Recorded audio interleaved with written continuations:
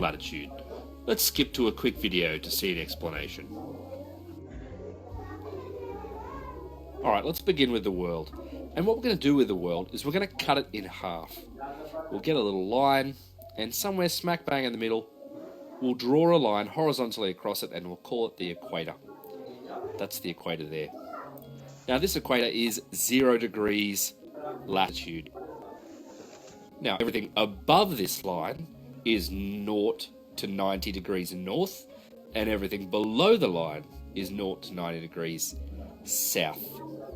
So if you're finding a number, you need to look for the N or the S, and it will be between 0 and 90 degrees. They're our lines of latitude. Lat is flat, is the way I like to remind my students. Now, but if you're looking for something that's all the way around the world on that line of latitude, you're going to be there a while. So what we do is we find a place called Greenwich, and we draw a line that's 0 degrees longitude all the way around the Earth. And we travel 180 degrees east around that line and 180 degrees west around that line. And they are longitudinal lines. And in this way, we break the world up into segments. So we've got the 0 degree equator there of latitude, and we've got 0 to 90 north and 0 to 90 south. Once we've got that, we've got 0 degrees longitude at Greenwich and 180 degrees east, which will meet up with 180 degrees west. So that is a basic understanding of longitude and latitude and how we split the world up into smaller segments. Wow, what a clear explanation. Well, now we've split the world up into smaller chunks, we realise they're actually still pretty big. So what do? Thanks, mate. Enough of the questions already. I'll get to it. Well, just like with another geographical skill, in area reference, if we want to be a little bit more specific, we split each area into smaller areas with a grid, 10 by 10. It's the exact same thing with longitude and latitude.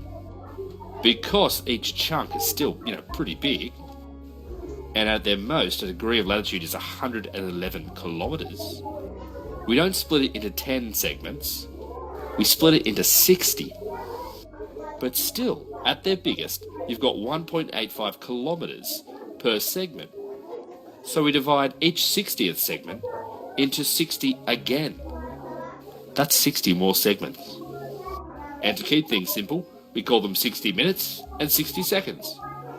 Using this method, we can turn 111 kilometers into practically centimeters. Can you give us an example? Seriously, mate. Put your hand down. I'm getting to it. So if we were given the coordinates 87 degrees, 53 minutes and 31 seconds north, we have degrees first, followed by minutes and then seconds. So let's say we saw some coordinates, 68 degrees, 23 minutes, 43 seconds north, 160 degrees, 18 minutes and 54 seconds east. Well, we'd start at the equator, then we'd travel north, we'd go to 68 degrees, stop, then 23 minutes, stop, then 43 seconds. Then we'd jump to that Greenwich Meridian line, travel 160 degrees east, then 18 minutes further on, and finally 54 seconds. And we'd end up in a delightful wooded area just northeast of Anjusk. Good times. So that's longitude and latitude. Any questions? Comment below. And don't forget to like and subscribe.